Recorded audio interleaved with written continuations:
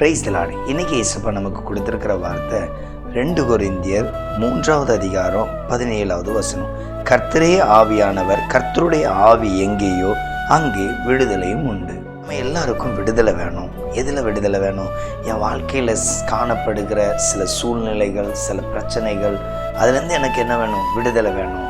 சிலருக்கு ஆசீர்வாதம் தான் அவங்களுடைய பெரிய எதிர்பார்ப்பாக இருக்கும். ஆசீர்வாதம். சிலருக்கு எதிர்பார்ப்பு ஸ்பிரிச்சுவல் ரீதியான வளர்ச்சி, நல்ல ஜெபம் பண்ணணும், நல்ல இன்னும் கர்த்தரை தேடணும், இப்படிப்பட்ட வாழ்க்கை, இது அவங்களுடைய ஆசீர்வாதமாக எதிர்பார்ப்பாங்க. எங்கே சொல்லப்பட்டிருக்கு? கர்த்தர் ஆவியானவர், கர்த்தரே ஆவியானவர், கர்த்தருடைய ஆவி எங்கேயோ அங்கே விடுதலை உண்டு. ஒரு மனிதருடைய ஜெபத்தில் எப்படி ஜெபம் பண்ணால் இந்த ஆவியானவருடைய பலத்தை ஜெபம் பண்ணும் பொழுதே சொல்லணும், ஆண்டவர் என்னை நிரப்புங்க ஏசப்பா. எல்லாருக்குள்ளேயும் ஆவியானவர் இருக்கிறார். ஆவியானவர் உங்களை உணர்த்துகிறார், நடத்துகிறார். அதில் எந்த சந்தேகமும் இல்லை. ஆவியானவரால் நிரப்பப்படுதல், பைபிளில் சிலர் அப்படி நிரப்பப்பட்டிருக்காங்க. ஸ்தேவான் அவருடைய மரண காலங்களில் ஆவியானவரால் நிரப்பப்பட்டதினால் அவரை கல்லடித்து கொல்லும் பொழுது, அவரை கல்லால் அடித்து கொல்லும் பொழுது அவங்க மேலே எரிச்சல் வரல, கோபம் வரல, அவங்கள சபிக்க தோணலை. பிளஸ் பண்ணி அவங்களுடைய பாவங்களை மன்னித்து அந்த ஜெபத்தோடு முடித்தார். காரணம், கர்த்தருடைய ஆவியானவர் அவரை நிரப்பிட்டார்.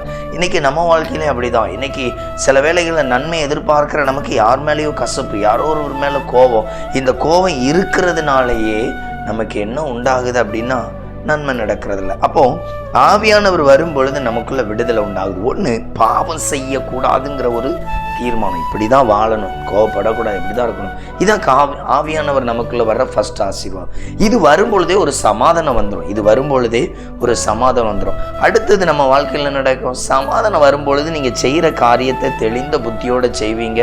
அப்பொழுது நீங்கள் செய்கிற காரியங்கள்லாம் ஆசீர்வதிக்கப்படும். நிறைய பேருக்கு குழப்பம், போராட்டம், ஒரு டென்ஷன், ப்ரெஷர் இருக்கிறதுனாலேயே ஒவ்வொரு இடத்துலையும் சண்டை வந்துடுது, ஒவ்வொரு இடத்துலையும் சமாதானத்தை இழந்துடுறீங்க.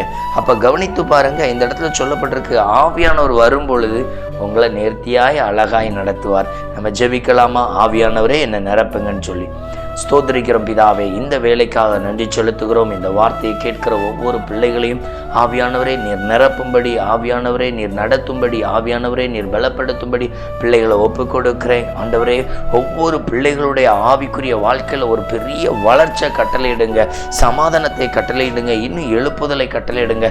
கர்த்தர் அப்படியாய் கிரியை செய்யும்படி ஜெபிக்கிறோம். இயேசுவின் நாமத்தில் ஆண்டவரே நீர் அற்புதம் செய்ததற்கு நன்றி. இயேசுவின் நாமத்தில் பிதாவே, ஆமென்.